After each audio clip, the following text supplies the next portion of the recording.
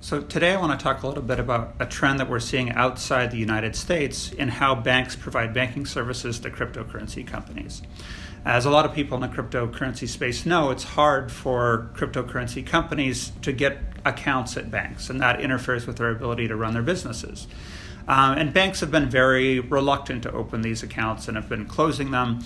But recently, we've seen a couple of instances earlier in Chile and this week in Brazil, instances where government agencies have actually started investigating banks for not providing those bank accounts.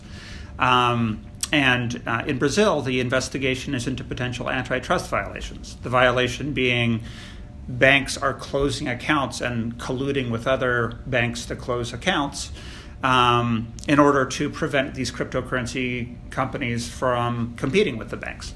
And these are just the allegations at this point. There hasn't been any finding or anything like that.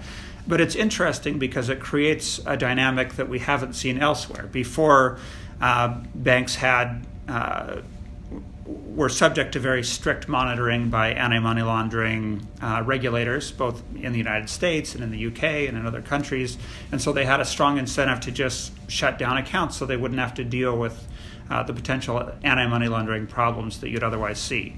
But now we see that if they too easily shut down those accounts, they might be opening themselves up to allegations that they are engaging in anti-competitive activity by not opening the accounts. So it remains to be seen what impact this will have on the ability of cryptocurrency companies to open bank accounts, but it's a trend that we're going to be keeping our eye on going forward.